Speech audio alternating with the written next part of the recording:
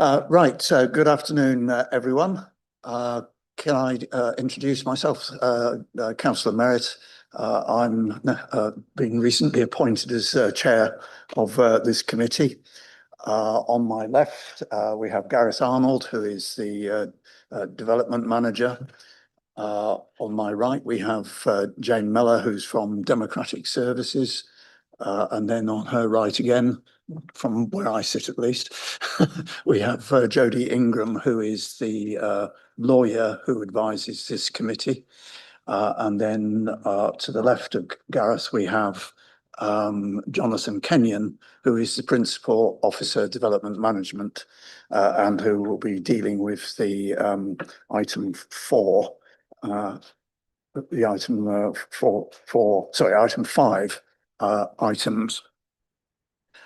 In terms of housekeeping, if the fire alarm goes on, can you proceed out of the building the way you came in and assemble outside at the front, please? Please, can I ask that phones are switched to silent or switched off? And in case you need the toilets, they are through the door at the back of the room, across the passage through the next door, and then on the left. You'll see that some members are using laptops. That's because we are encouraging people not to use paper copies. Notice I am still using paper copies myself. But as I say, some people are using laptops to read the agenda papers and follow the agenda. Can I remind members, when you use microphones, please speak direct into the microphone and make sure it's as close as possible to you in terms of being clearly heard. Today's meeting is a business meeting held in public. It is not a public meeting. And I'd ask speakers to be respectful and not to make any defamatory remarks. We may take an adjournment between later items. If we do, there must be no discussion by committee members on the items. No attempt should be made to contact committee members or discuss the application.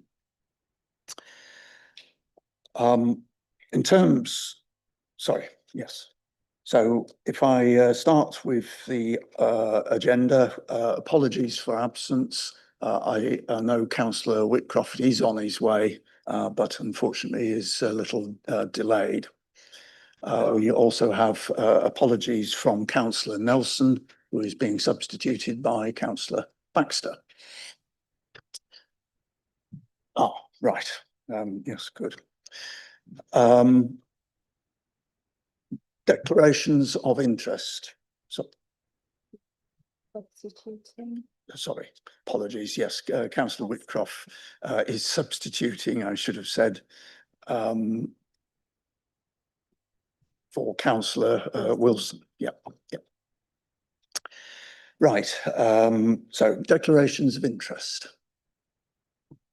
No declarations. Thank you. You then turn to agenda item 3, the minutes of the last meeting. Is someone happy to move them as a correct record? Right, it's moved. I'll take the other seconded. Thank you. Can I see all those in favour, please? It's agreed. So we then move on to general public registration.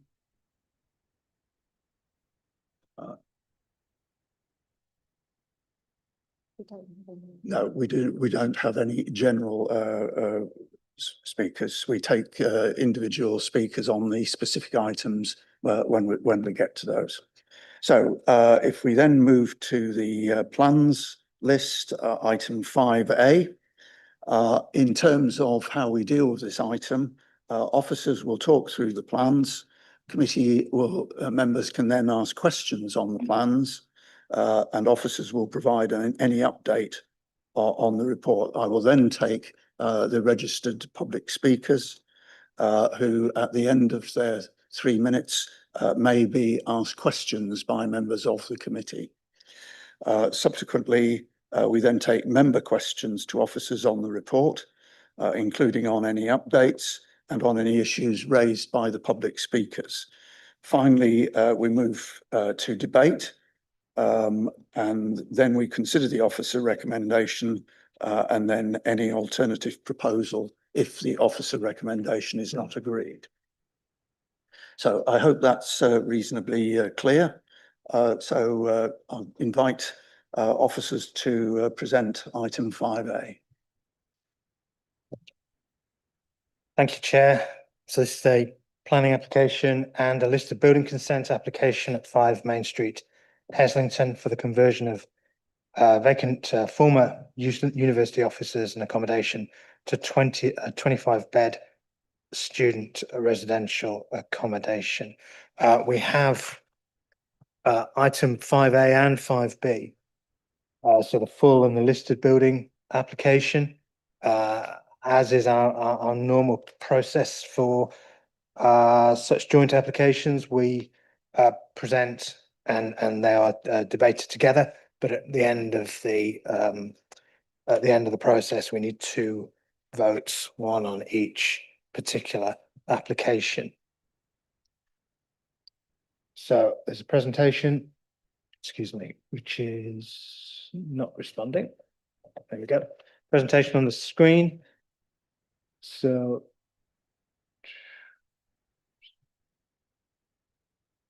no, it's wrong.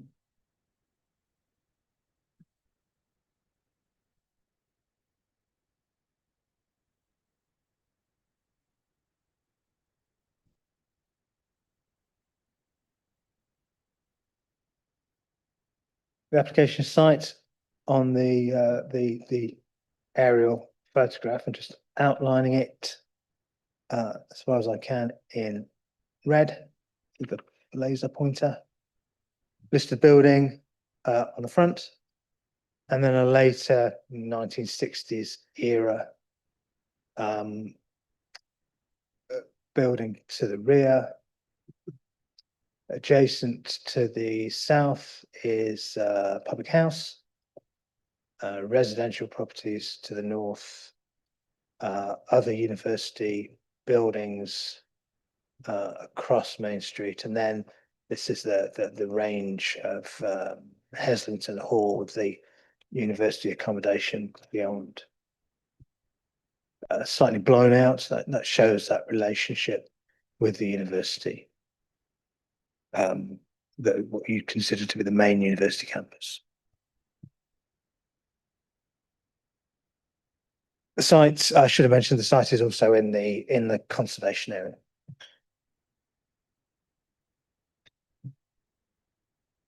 Turning to the drawings, so this is a survey plan of the listed building, and we have the site plan and elevation. So these are the changes proposed, minor changes proposed to the listed building externally. Just blow up that, magnify the slide with the site plan. So you will have noticed from the aerial photograph, there's quite an extensive car parking area to the front of the site. This is being reduced to 3 parking spaces, including a delivery parking space, and then 2 accessible bays. Existing visitor cycle parking is being retained. Bin storage is provided within an existing enclosure, and then cycle parking for residents provided to the rear on an existing hard standing. And then the area of car parking to the front, spaces have been removed and a new planting area is proposed. And these are the floor plans for number 5. So there's what we call a cluster flat with a communal common room and a couple of studios provided in that accommodation. The 1960s building, that's existing plans and elevations. Proposed elevations, again, relatively limited in their scope. And the floor plans showing study bedrooms, communal spaces, and a small number of student bedrooms. Photographs of the site. So the listed building to the front, 60s building to the rear. Another view which shows the pub beyond. Existing car parking areas, both entrances as proposed to both elements of the building as existing.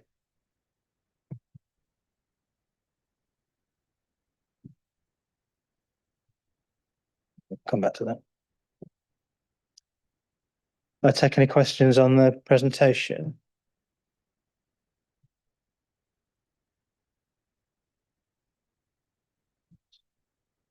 No? Okay. Just got a couple of points to make. Regarding the proposal, so members will be aware from the committee reports and their own attendance that this application was deferred at the Planning Committee B on the 24th of March. Taken from the minutes, which is a slight deviation to what's reported in paragraph 1.7. The minutes said that the deferral was to provide the committee with further information relating to the marketing that's been undertaken and the provision of on-site student accommodation in accordance with policy H71. And just for information, H71 says that proposals for off-campus student accommodation should demonstrate that there's a need which cannot be met on campus. But since the March committee, what's happened is the local plan proposals map has been published, and the proposals map shows this site as part of the campus, and I'm showing the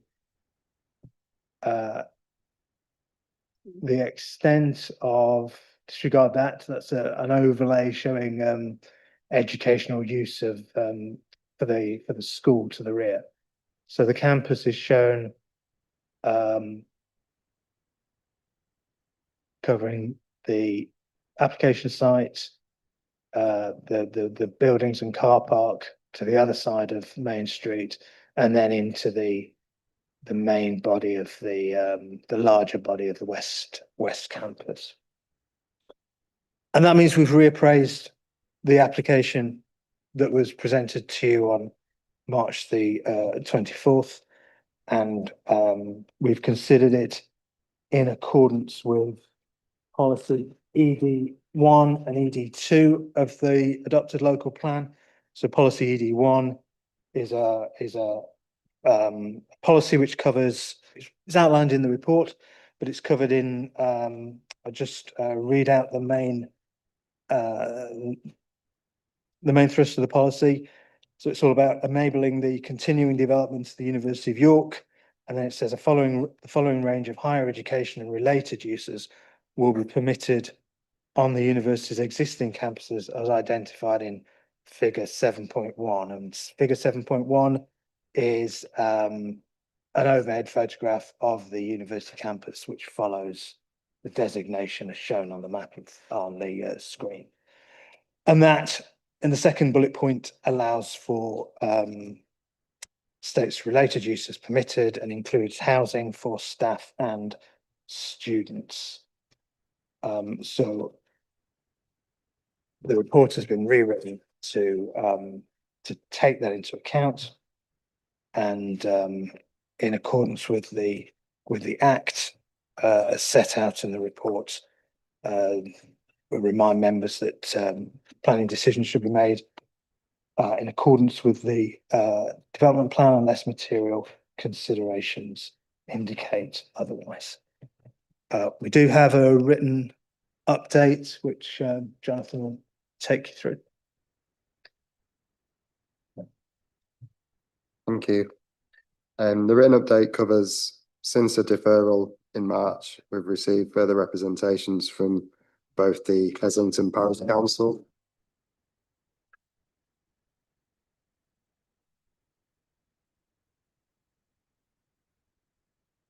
we've received representations from the Heslington Parish Council and the Heslington Village Trust, and we've summarised the points they've made in the update, and they refer to the loss of the educational commercial property and the marketing that they feel should have taken place in respect of that. They've raised some issues with the applicant's points in favour of the loss of the commercial premises. They say their site has potential to be family housing, and they raise the concerns about potential for harm to residential amenity due to the proposed use, with it being a 25-bed student accommodation building. The update, it goes on to provides the officer's response. It summarises how the site's policy compliance in terms of education and with it being part of the campus, as Gareth has just explained. So I won't go into that. It looks at how we've assessed the impact on neighbouring amenity in applying policy D1, which relates to placemaking, and the points that we need to consider in terms of residential amenity, those being noise and disturbance, overlooking or overshadowing. And we've summarised in the update why officers don't consider there to be any adverse effects, and how we can manage noise and disturbance by way of a management plan, and that's already down as a condition of approval. The condition includes the headline details as to what the management plan would need to cover in terms of on-site management and complaints, and how areas such as the outside open space would be used. And then just to reiterate that a management plan that's alluded to in policy H7, which refers to purpose-built student accommodation as being the mechanism to deal with any noise concerns, and it's the mechanism we've used to deal with noise issues for other schemes for student accommodation. And we've also covered how we've looked at overlooking and overshadowing, which are covered in the officer report. There's some other matters there. First one relates to the deferral reason. I won't go into that. Gareth just explained that scenario and situation. And secondly, policy ED2, which relates to Campus West. As we've explained, the site is allocated on the policies map as being within the campus. So we would apply policy ED1 and also ED2. So we've just run through what the key elements of policy ED2, its key requirements are, and how the scheme is aligned with those requirements and not in contravention with them in any way. Thank you. Thank you, Jonathan. Right. Remember, the questions come after we've taken the public speakers. Yeah, on the updates comes after we've dealt with public speakers. It's a bit out of order, but okay, I'll take that. Thank you, Chair. I appreciate that. Apologies for my lateness and getting my hand up. But just what's the distance between the pub, the Charles, next to this site and the site itself? Do we have an exact figure? No, I haven't measured it, I'm afraid. But you can see it on that. It doesn't help in terms of an exact figure, but the it adjoins, so that's a party wall between the sites. This is the pub's car park, the beer garden under that large marquee type structure shown on this photograph. I don't know if it's in place all the time. And then the range comprising the public house here, but I guess if a parking space is 5 meters, that's probably 15 meters or so from the side of the pub to the boundary wall, but I wouldn't. 17. I'm quite happy with my 15, but 17, I'll give you 6. Right, okay, we will move to the public speakers. And the first public speaker is Mr. David Blacketer, who is speaking in opposition to the application. If you'd like to come to the front, if you use the second button along, which says MIC, press that, it should come green. Thank you. So, good afternoon, David Blacketer from Heslington Parish Council. Heslington has retained its quiet village identity and historic character because it's maintained its visual and physical setting and avoided being subsumed within the growth plans of the university in the past. This proposal now threatens that historic character.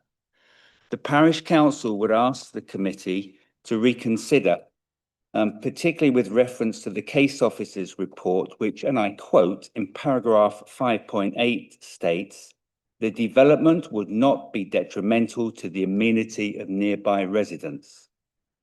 And in paragraph 5.9, the case officer's report states, the scheme is conversion only, so a scheme would not have adverse impact effect on the residential amenity. It's the Parish Council's views that's plainly wrong. The impact of a 24/7, 25-bed student building on the amenity, when compared to the impact of buildings used during normal office hours, is significant. In the parish's view, it's clear the development will harm residents' amenity and it will harm the character and setting of the conservation area. The case officer plainly takes the view that an extra 25 student beds in York outweighs this harm. The Parish Council strongly disagrees and calls on the committee to refuse this application. Thank you. Thank you very much, Mr. Oh, sorry, if you could stay, sorry, could you stay there for 2 seconds? Are there any questions to Mr. Blacketer? Right, Councillor Baxter. Thank you, Chair. Thank you, David. Just the comment about the 24/7 building, I appreciate it'll be changing from an office space to residential, but there's lots of other houses sort of around that area as we've touched on and as I'm aware. Could you sort of touch on the impact that would have compared to the office space that it is at the moment?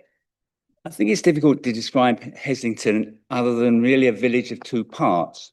During the day, it's quite busy with its sandwich shop and its post office. But during the evening, sure, there's the Charles pub, but it really reverts to a very, very quiet rural street. So all I can say is that the 24/7, 25 beds on that property will harm that area, both the conservation area and the residents' amenity. And I accept there's a judgment to be made versus the benefit of these 25 beds versus that harm.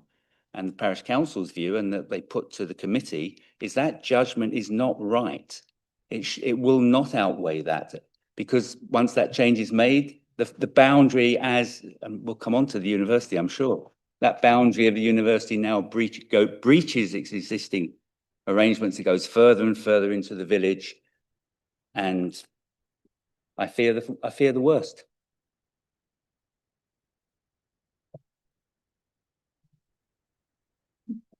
Are there any other questions to Mr. Blacketer? No. Okay. Thank you very much.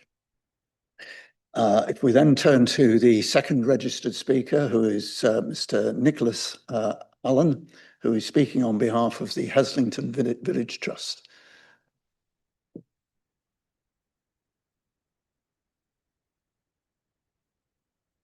Yeah, is this still live? Second button along, if it goes green, it's on. Thank you, Chair. I'm speaking on behalf of the Heslington Village Trust, and my objective is to challenge the case officer's recommendation in his committee report to approve the application. His judgment is that local plan policy ED1, with a presumption for student housing within the campus boundary, applies here, and that policy EC2, loss of employment land, does not. This we believe to be factually incorrect. The decision in the committee report states that the application site lies within the university campus. It does not. Members should note that the site was sold to the current owner in May 2024 after being marketed by the university for 7 months. On completion of the sale, the site ceased to be part of the university campus and the university retained no interest in it whatsoever. This is a fact. This planning application was validated on the 9th of October 2024, and the local plan was adopted on the 25th of February 2025. However, as the date of adoption drew nearer, policies were increasingly being interpreted as having taken effect. Hence, policies ED1 and EC2 must be deemed valid at the time of the application. Members can see that the campus map shown in the adopted local plan shows the site as being within the campus, but that was drawn up before the sale in May 2024, which legally removed it from the campus. Policy EC2 does, in our belief, therefore apply. What is key here is that it is the policies that determine the local plan, not draft maps, which are inevitably subject to change, as is the case here. O'Neill Associates, on behalf of the developer, that policy EC2 should be set aside since the buildings are not suited for office use. That is merely their opinion, which has not been properly tested, but it would set an unacceptable precedent for other employment sites in York, and in the light of the above, is irrelevant and should be discounted. To summarise, following its sale, the site does not now fall within the current university campus. That is a fact. The application should therefore be judged against policy EC2, loss of employment land, and as such, either refused or deferred so that it can be marketed for a minimum 18 months as required by the local plan. Thank you, Chair. Thank you very much. Are there any questions to Mr. Allen? I think you made your points very clearly. Thank you. Thank you. Right, can we turn to the third speaker, which is Miss Janet O'Neill, who is speaking as agent for the applicant.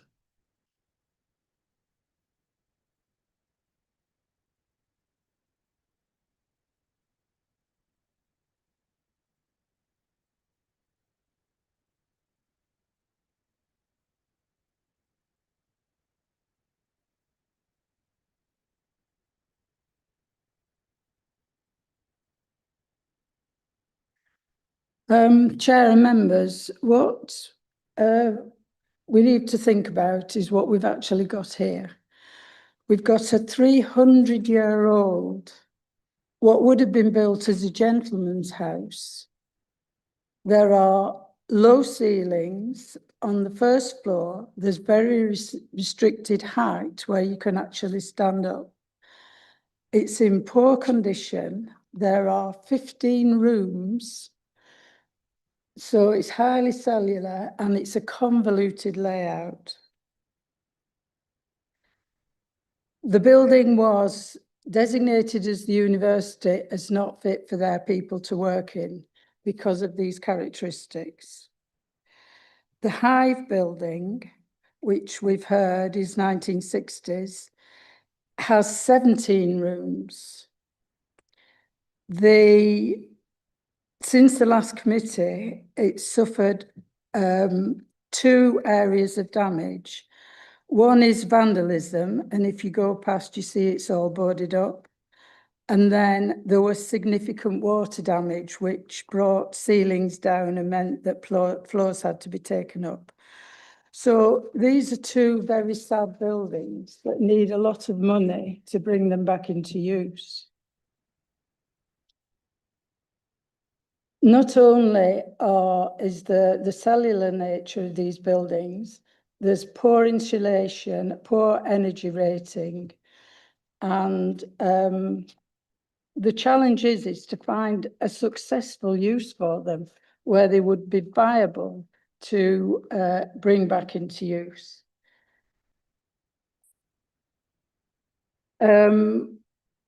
It's within a university campus in the local plan, so student housing is obviously an appropriate use. The user rights for this site are for university use. And that's what goes with the buildings. So the vacation of the buildings does not change the user rights of the buildings. The application proposed is a viable and achievable route to reusing these buildings. And an alternative use, we would say, is not viable. The agents who marketed this building confirmed that the buildings are in poor condition internally, and particularly the listed building that needs a lot of TLC, which will cost a lot of money. Thank you. Are there any questions to Ms O'Neill? Councillor Fenton. Thank you. The officer report sets out, makes a link between the application and policy ED1. And it states that policy ED1 is clear that the requirement applies in relation to additional need arising from expansion plans only. It goes on to say the university have issued annual student housing surveys to the council. The most recent submission for 23-24 shows that there is not unmet housing demand, which policy ED1 would require the university to address. Is that your understanding of the situation? Well, we do those returns. Okay, well, yeah, so you're the expert. So it's complicated, and I didn't want to go into that.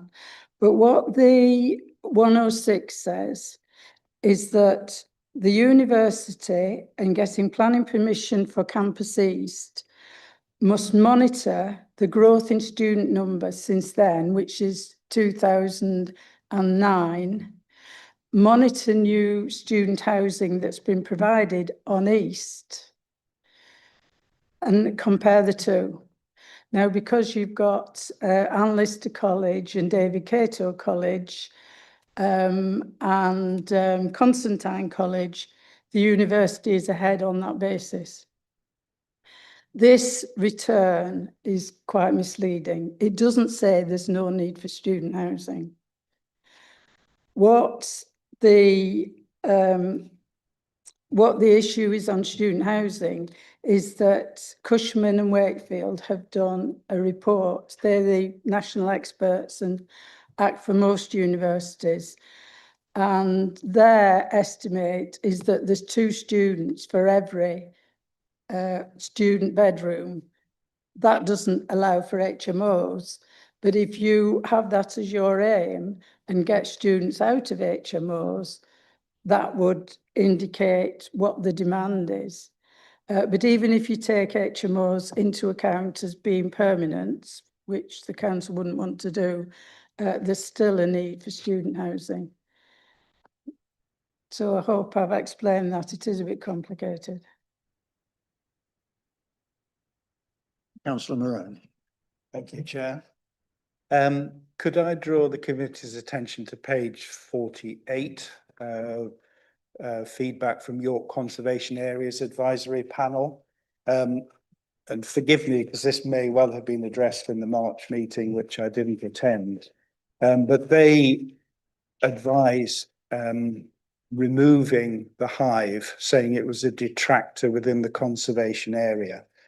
I just wondered whether the applicant would like to comment on whether that had been considered. Thank you. If you print these off, you don't get any page numbers. So can you give me the paragraph number? It's 4.2 in the second application.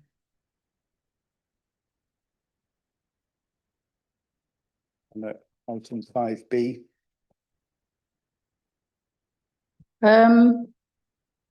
As things stand, that isn't the intention. The intention is to convert both buildings into student housing.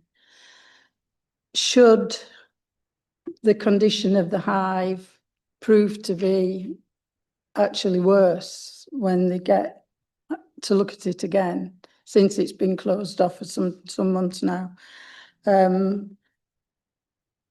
that would be reviewed. But the intention is to convert it, but it is a detractor. But it was built at the time that the university were building CLASP, and it was all the modern, brave new world of buildings constructed off-site, modular buildings. But if it can be converted, it will be. It can be kept. Thank you. If there are no other questions, thank you very much. Okay. Welcome to sit in the gallery. And so we will then move on to members' questions to officers on the report and on the update and on any issues raised by speakers. Councillor Fenton. Then Councillor Wall. Thank you. Just picking up the point that was raised by one of the speakers around user rights in relation to questioning whether the sale of the building would automatically remove the building from its campus designation in the local plan. So obviously we're the report, the revised report notes that it is within the campus. I just wanted to check with officers whether we should give that any consideration in terms of, or is that something that has been explored? The fact that the building is no longer in the ownership of the university does not mean does not alter its status as being part of campus. The proposals map is the proposals map. That's linked to the local plan, and the policy doesn't just refer to the proposals map. The policy refers to a figure which replicates the proposals map in terms of the extent of the campus, which is embedded into the local plan. I don't think selling the fact that the site has been sold off, I don't think that changes that issue. We wouldn't, maybe not directly comparable, but if a sports club sold off a part of its sports ground, we would still consider that to be a sports ground if it was a protected policy, a protective policy rather. The use class of the building, the use of the building remains even though it's been closed, and would. It's shown as when originally submitted, and what's come through in the description of the developments on page 13. They described it as officers in use class E, which is generally service officers, commercial officers. There is a separate use class for educational buildings. We're not entirely clear. I think the report says the property was used by the Department of Swedish Studies. I'm making that up. No, Department of Swedish Studies, which would suggest it was an educational building rather than straight offices. The third bit. What was the third strand of your question? Sorry.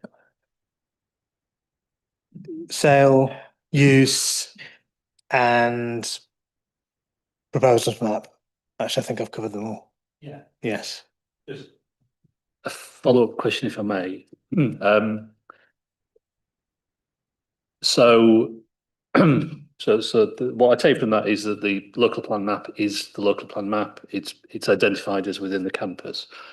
Presumably, if an alternative usage had come forward which did not relate to the functioning of the university, then that would that still be considered, even though it's within the campus, or would the status of the land within the local plan have an impact? I'm just sort of thinking through some of the comments made in terms of why haven't alternative uses for the site been considered. I just want to understand whether its campus status would affect any alternative plan. So policy ED1 talks about, so it says to enable the continuing development of the University of York, the following range of higher education related uses will be permitted on the university's existing campus as identified in figure 1. And that includes, as bullet points, academic, teaching, research, CPD uses, housing for staff and students, arts, cultural, sports, social facilities, conference facilities, research and knowledge-based businesses, including university-led collaboration projects with industries, and then other uses ancillary to the university, including support services for the uses identified above. The policy doesn't say no loss to other uses. So there would need to be a justification, and I guess we would look at the loss of that facility and whether it somehow fatally undermined the functioning of the university. It's a relatively small site. But in terms of considering the building or the buildings for other uses, the planning authority has to look at what's presented in as part of the application. And under ED1, in principle, housing for staff and students is considered acceptable. Just to answer add another bit to the answer to your first question. Of course, ownership is not normally material in terms of determining planning applications.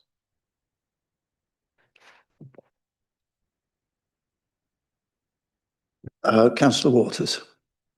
Thank you, Chair, and probably at this juncture it's time to thank you for actually raising these policies in March when you sat here as a substitute.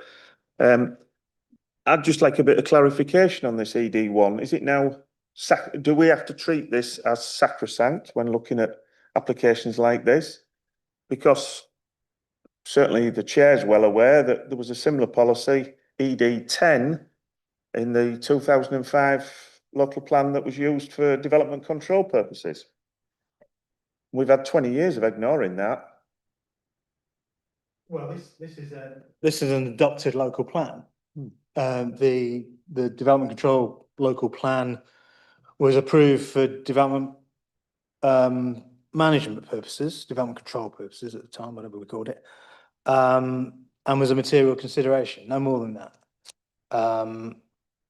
Whereas this has the weight of this policy has the weight of the Planning Act behind it, which says we determine applications in accordance with the policy unless material considerations indicate otherwise. Nevertheless, would you agree? So that's in paragraph 2.2 of the report on page 15. Would you agree that that policy was virtually ignored for the best part of 20 years when we've seen the east part of York absolutely covered in student flat developments? Which leads me to the second part of my question. there seems to be some importance placed on the fact that it's providing an extra 25 student beds and therefore outweighs any harm to the Heslington Conservation Area. Would anybody have a figure then to tell us what that 25%, that 25 beds represents in percentage terms when you look at the thousands of student beds provided on campus, off campus, and in HMOs? For example, in the HMO situation, there's 4,000 HMOs that I know of. And even at the bare minimum of 3 bedrooms, that's 12,000 beds. 12,000 bed spaces, bare minimum. And we're saying that 25 student beds overrides the clear harm to Heslington Conservation Area. I think not. I'm not sure the report identifies harm to the conservation area. Rather than troll through the report, if you look on the update, Well, no, I think it's important to the identify. case officer takes the view that an extra 25 student beds outweigh this harm.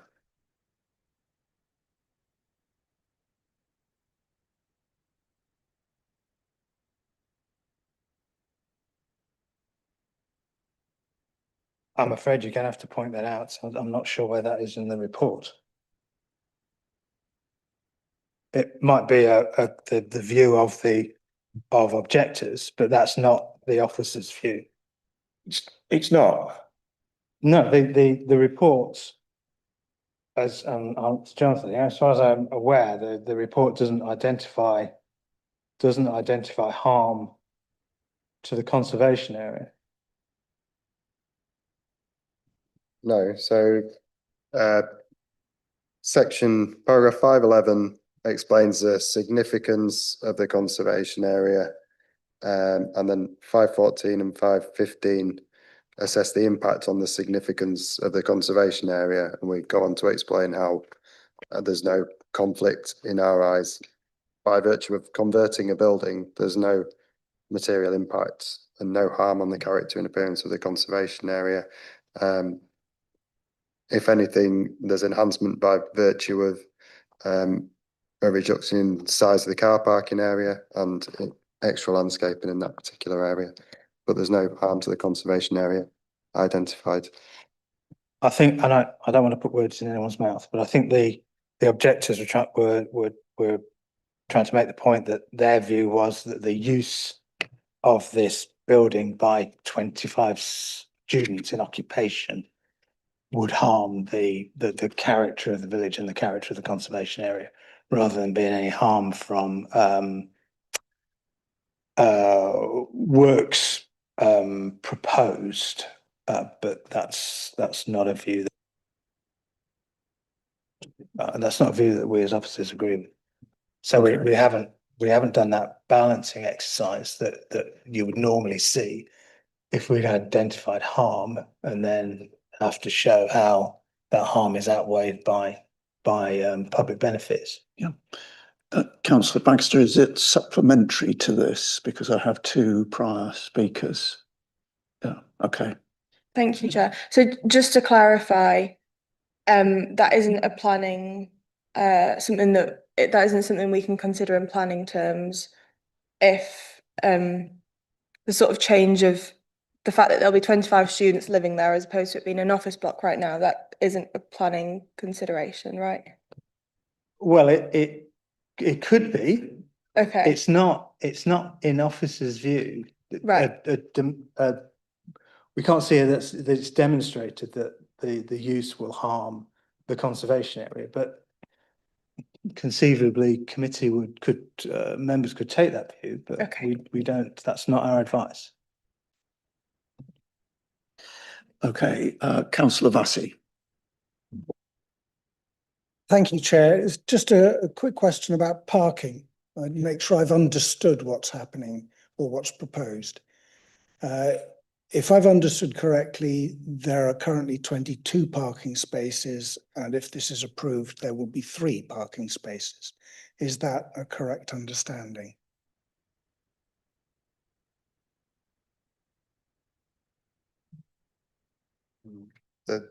We've got the screens off, isn't it? The proposed scheme reconfigures the car park, so it provides 2 disabled car parking spaces and 1 more, so 3 in total. I don't believe there's that many parking spaces on the site at the moment. I think it's Unfortunately, there's a tree. I'd But it looks say like it's about 9. 9. Yeah. So it drops from 9 to 3. I couldn't see how many car parking spaces there were in the current setup, and it seems like I'm not alone. It seems like I'm not alone. I would find it helpful to know how many car parking spaces there are currently.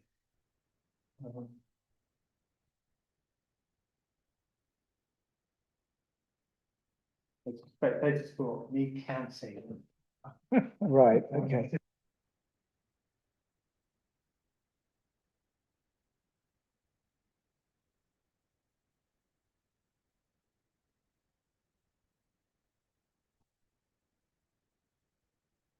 Okay, thank you. Councillor Orrell. Thank you, Chair. Construction management is down as an informative. Given that it's difficult enough for some to make some developers stick to construction management conditions, how would we enforce it if it's an informative rather than a condition? Well, an informative isn't enforceable by the planning authority. So it's drawing the developer's attention to the requirements of the Control of Pollution Act, and breaches of those, breaches of that act could be something that's enforced as a nuisance by our neighbourhood teams or our public protection teams. But given the scale of this development site and the fact that it's conversion, we didn't feel it necessary for this to be necessary or reasonable for this to be subject to a full-scale construction environment management plan. It also details the hours of construction. How are we going to enforce that? Again, that would be enforceable by public protection colleagues if they felt that the hours, breaching those hours was causing a nuisance. But if members felt that it was necessary to control hours of construction, then it wouldn't be unreasonable, but you'd have to balance that to make sure that you were justifying it in terms of its location and its and what have you. Well, I think these 2 questions supplements. No. I'll take the next speakers in the order they came. Councillor Moroney. Thank you, Chair. I wonder if I could invite the officers just to briefly explain why York Conservation Areas Advisory Panel's suggestion was not accepted, i.e. to remove the hive building as a detractor within the conservation area. Thank you. I think we have to judge the application that's in front of us, and that it wasn't. We would never be able to refuse a planning application because the developer didn't propose removing it, whether it was a detractor in the conservation area or not. So we have to look at what's in front of us, and the impact of retaining that building is neutral. It retains the status quo. It may well have been better to replace it with something else, but we don't have the powers to compel that. And the proposals in front of us were considered to be broadly acceptable. Thank you. Okay. Councillor Whitcroft. Thank you, Chair. Just wanted to check if the closeness that we discussed to the pub, 17 metres, 15 metres, it's a pub with a beer garden that's open late in that area. I was just wondering whether that could impact the amenity or quality of life of potential residents in the future, if there is that sort of loud noise that comes from that area. If someone moves in, if we have students living there, or if this were hypothetically approved, could that impact their quality of life and cause issues from that perspective? It could do potentially, and it's a consideration. So the application's been supported by a noise assessment, and we've got a condition there to ensure that the noise levels within the bedrooms are reasonable, in line with World Health Organization recommendations. So it's something we feel is addressed as part of the scheme and the condition. So that's condition 7 on page 31.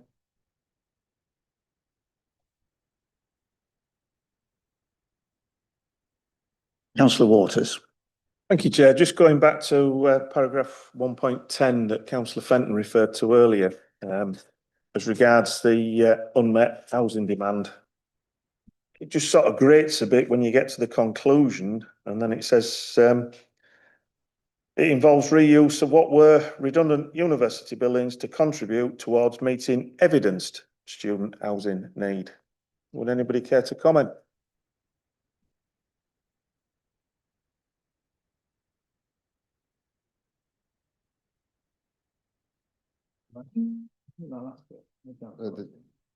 Well, it goes back to the point that Janet made earlier in answering one of the questions, in that for every student, there is around in the region of 50% purpose-built student accommodation. So there is an evidence that for all students, there is housing need. So why then was paragraph 1.10 written as it is?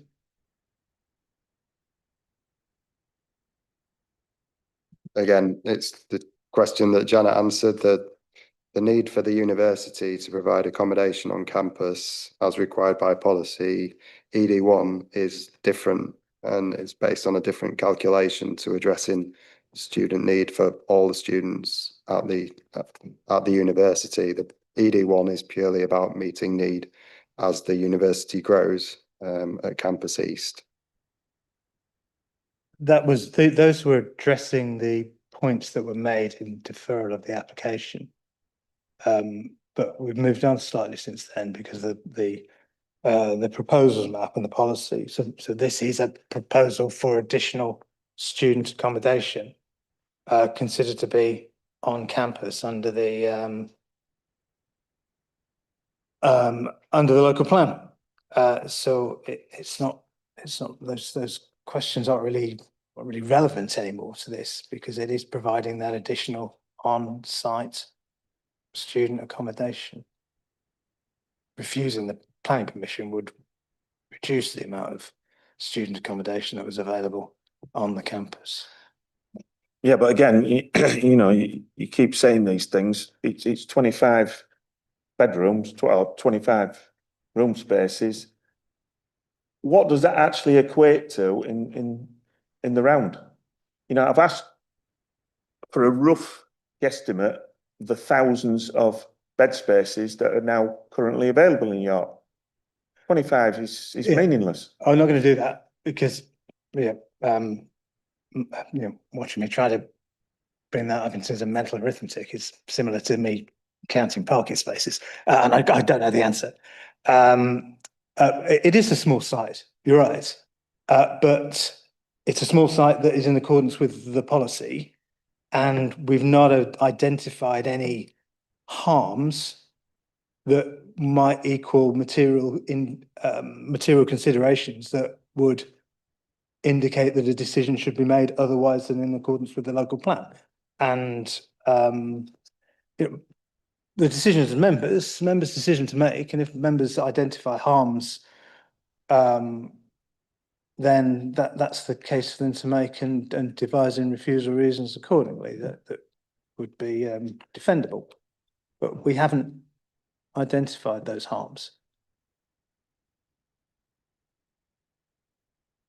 Okay, if there are no other questions, we then move to the debate on the first. Oh, sorry. Yes, debate on the first of the two applications. We tend to debate them all together. All together, and then okay, on both. Then in that case, yeah. So, who would like to kick off? Councillor Fenton. Thank you, Chair. I think it's a an interesting application in that I accept in terms of the designation of this site being on campus, and it does sort of jut into what is most people consider to be the village scene, and as we've heard, which residents are rightly very protective of. I think I am convinced that the layout of the listed building would make its continued use on a practical level for office space is unlikely. I take at face value what Janet O'Neill said in terms of the condition of the 1960s building. So I don't think the concept of the building's use for accommodation is of itself unreasonable. In terms of the impact on neighbours' amenity, I'm conscious that there's a pub next door that will generate a degree of footfall outside of office hours. So I'm mindful of the pub being a potential detractor to the quiet village scene. I wouldn't necessarily assume that the presence of a relatively small number of students will equate to late night noise and disturbance. And if that were to occur, then there are methods that can be used to deal with that through sort of neighbourhood enforcement. So it's I say it's an odd site in that it's a sort of an incursion into the village scene, and if an application came forward for the house to be used for as a family home, I'm sure that would be considered and would be supported. But again, as we say regularly in this committee, we have to consider what's in front of us, not what the site could be used for. So I would struggle to come up with a defensible reason for not supporting the officer recommendation. Councillor Vassie. Thank you, Chair. I concur with what's been said. And just make a few more comments. I was on the university today. I can't say that my visits to university over many years have left me with the impression that there are all day, all night rave parties going on the whole time. I see a lot of people studying and working, and a very pleasant environment at York University. In terms of the old building, the Hive, again, I struggle to understand why it is that we view buildings from the 60s as in their nature indefensible, unpleasant, and worthy of being pulled down. I think we're not very good judges of the recent past, and I suspect in 50 years from now, people might take a different view as to what is worth keeping and what is not worth keeping, and making those kind of aesthetic judgments. I'm not making one on that particular building, but I find the approach a little odd. And it's ironic because conservation areas, as I understand it, were invented as a concept in the 1960s. And this building dates to that period.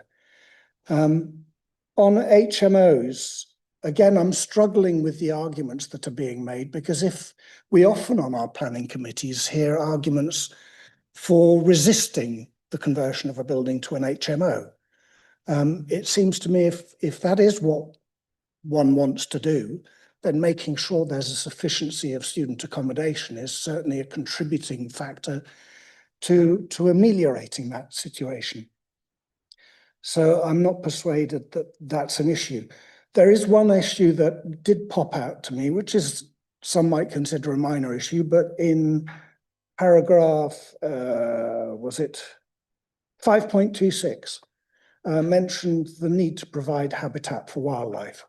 And it specifically mentions swifts. And we know that swift populations have dropped by 66% in the past 25 years. I'm just bemused because it regularly comes up here, and we'd got to a place where it was just being added as a matter of course, that if a building's being redeveloped or reconstructed or a new building built, that provision is made for swift. So I'd certainly support a recommendation that, if approved, swift boxes should be included in the redevelopment. And that's it. Thank you, Chair.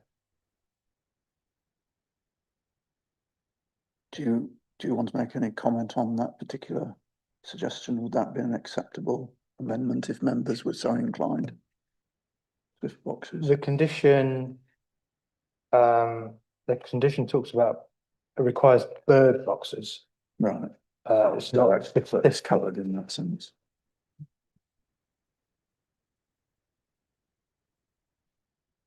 Okay. that was a recommendation from our ecologists. Yeah. If I may, to just to say, I mean, that has come up many times. And we've identified, and the report identifies a specific problem for a specific species. So I think it would be helpful to add that to the conditions, if that's agreeable to everyone. We'll come back to that. Okay. Next I had Councillor Whitcroft. Thank you very much, Chair. Yes, you're right, Councillor Bassey. There aren't any all-night raves going on at University of York that I know of, or at least not since I graduated. But we had the local plan that passed recently after 70 years. So that's an incredibly important part. Now, it almost feels like quite a novel thing now that applications come to the committee with the local plan. It's quite enjoyable after that sort of 70-year gap between it. And I think that having that local plan in place aligned to the decision here to have a part of the campus covering this site, or the southernmost tip of the campus covering this site, and with no neighbourhood plan to guide our further decisions, I think it's clear that we'll have to move to approval here. It is very much a part of the university, and that north part of Heslington Village as well, I feel, does fit within the overall university site. I agree with Councillor Fenton around the existence of the pub. It's not just the pub, but it's one that tends to cater to students as well as local people, with a big beer garden, which tends to be open late, and that is further into the village than the site itself. It feels quite difficult to make the argument that this site is an encroachment when you have the Charles there itself. I think there isn't sort of that alternative use. There's not really clear there, particularly with the listed building, whether it be useful for office space. I don't think so. I'm satisfied that approval was in the planning balance. I would support a couple of the conditions that have been laid down by other councillors. So particularly around the condition of the hours of construction. I think that's pretty basic and a reasonable acceptance if we put that down as a condition rather than a formative. So I think that would be good when we come to the decision time. Also, there is a management plan in place for when the students begin to move in, if indeed this is approved. I would encourage residents who've spoken up and raised concerns to continue engaging in that process. They will listen to you, and the management team, the university, do have opportunity for engagement. Democracy is a process, not a destination. So I would encourage you to do that in the event of this being approved. And also I'd support Councillor Vassey's point on Swift Bricks as well, if that comes to the conditions. I think it's perfectly reasonable that we accept this application. Thank you. Councillor Baxter. Thank you, Chair. I agree with the points that have been made so far. Just to sort of add to that, the accessibility of this building and the fact that it's above the minimum requirement for the rooms is really positive. I know that there is not a lot of accessible rooms for students in York, and that a lot of students end up having to stay on campus for their entire time because there isn't anywhere else. So I think that's a very positive thing.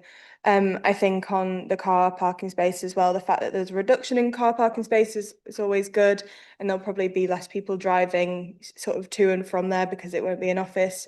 And the fact that 2 of them are going to be disabled spaces is definitely a positive thing. And I also think from what we've heard about the buildings that, you know, any sort of use is better than what they are, because they seem to be sort of falling apart. And again, on the management plan, you know, there will be that in place, as there always is, and if people don't feel like it's being enforced, then they know where to go. And we have things such as the University of York Good Neighbours, which I know lots of Heslington residents attend. So I agree with the points being made, and I think we should approve. If there's no other comment, sorry, apologies, missed you. Councillor Earl. Yeah, Councillor Vass is right about the Swift boxes. We've discussed this a number of times. I think Councillor Whitcroft was supporting my suggestion of making the construction management a condition. I was going to try and test that, but if it's not necessary, we won't. I think it was a basic hours condition rather than a full management plan he was suggesting. That's, I think, what officers were suggesting would be more appropriate for a small development. Councillor Cullen.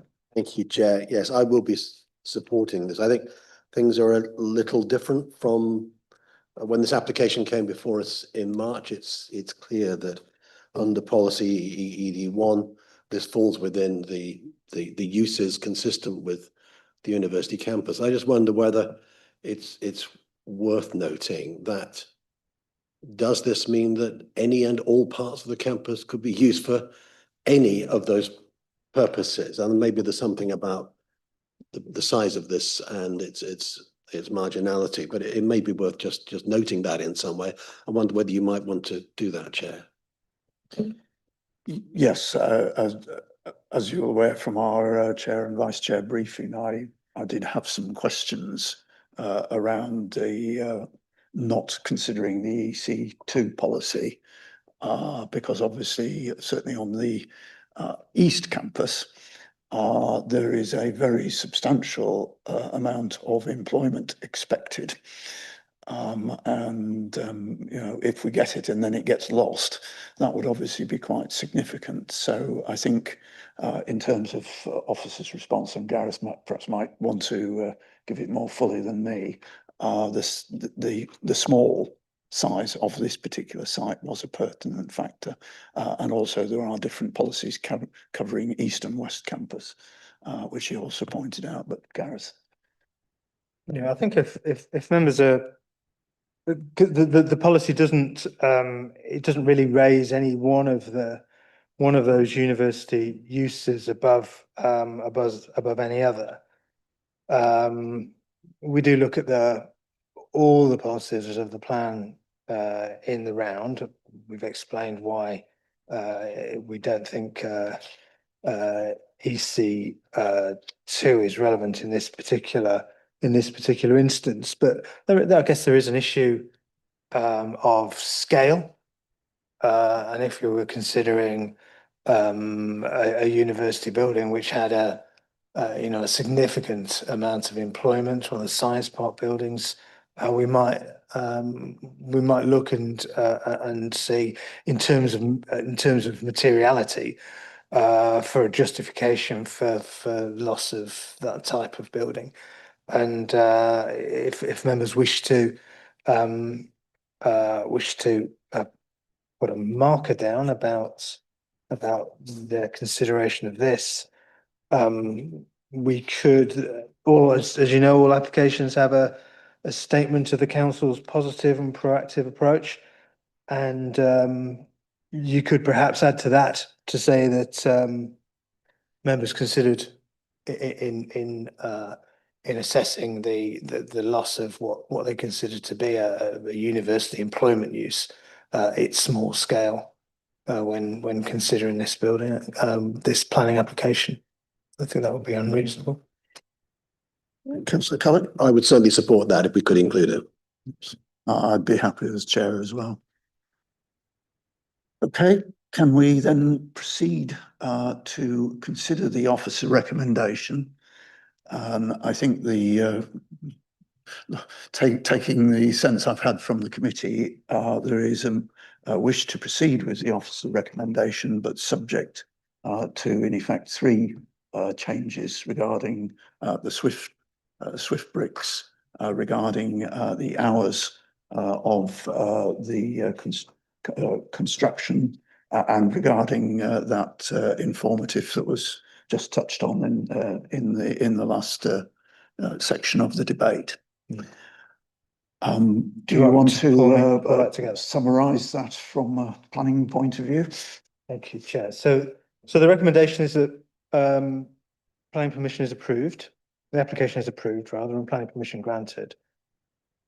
And that's subject to the amendment to condition 9 to specify Swift boxes an additional condition, which is the effectively the hours of demolition, construction, and deliveries taken from subsection A of that first informative on page 35, and then an amendment to the positive and proactive approach informative regarding councillors, committees consideration of the loss of the employment use. There are some best will in the world. There's always something you spot right at the last minute, and some of our reasons refer to the hangovers from the original committee report and refer to policy H7. So we'll have to delete those and substitute them with a more relevant policy reference. But I think that's a minor thing that could be would be covered by our general tidying up of decision notices before they're issued. Okay, if members are happy to proceed to a vote sorry. No, I was just going to propose the recommendations as Gareth has covered them. Can I have a seconder? Councillor Cullick? Then I'll be happy to second. Yes. Okay, thank you. Can I see all those in favour of the recommendation? Can I see any against? One against. Okay. Thank you. That is carried. We've one against and the rest of the members in favour. Thank you very much. Right, that's item 5A. We also have item 5B.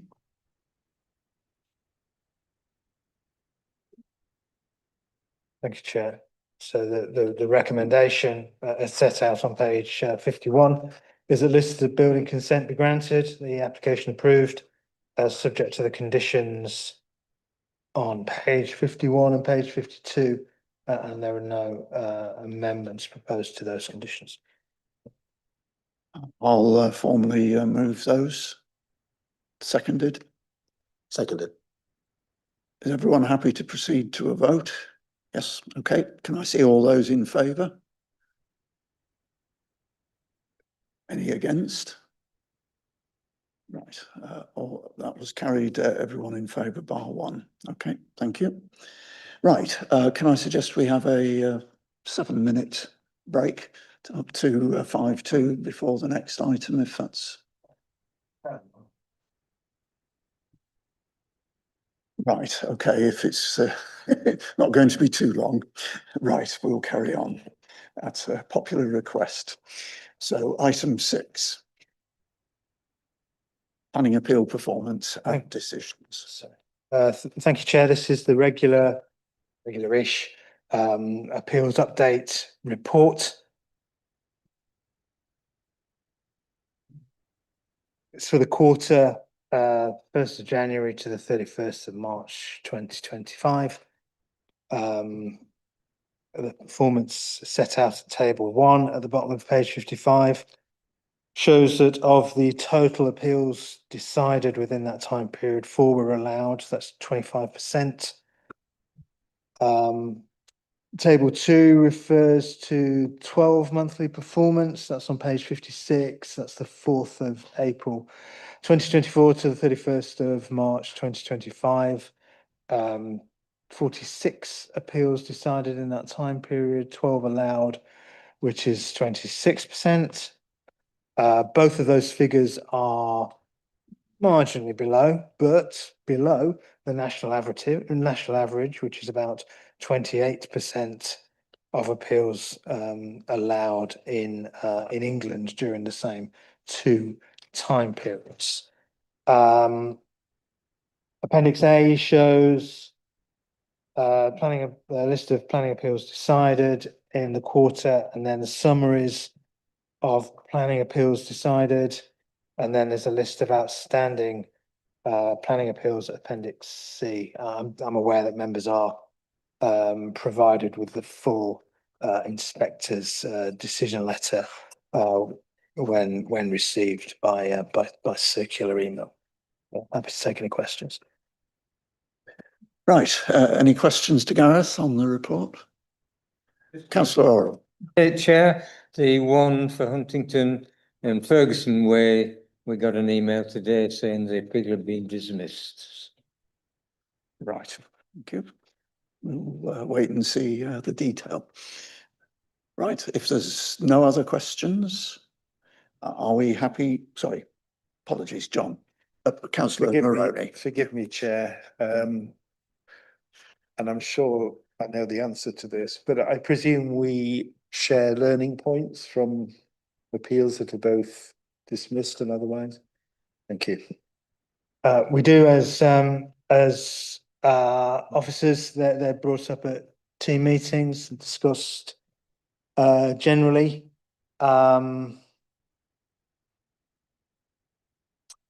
We don't generally feed back to members on that basis, but I suppose on individual decisions where they're relevant, where the issues have come back again, then we would advise members of the previous appeal decisions if that was of relevance. Okay, We try and, I guess this brings issues, this tries to bring issues out, but we don't. We obviously do get the individual reports plus this, so really I think it's arguable we're informed as long as we do our homework. beg your pardon, Chair. I wasn't saying we're not informed and lessons are not being learned. It's just useful to have summaries, maybe every year or something, to plot progress or new issues. But anyway, I'll defer to everybody else's expertise on the committee. Thank you. Thank you, Chair. Just to make the point, it's good to see point 5 that none of the appeals determined followed a decision to refuse permission made by planning committees. Yes. Yes. I always wonder whether to include that. It is an important point because there are particular learning points for us as a committee, aren't they, when that happens? Right, okay. That, I think, therefore, sorry. Oh, sorry, I thought Councillor. Right, okay. So can we, I think it's a note that report. Yes, note the content of that report. That's agreed. Okay, I have no urgent business. So that concludes the meeting. Thank you all for your contributions and careful consideration of the items in front of us.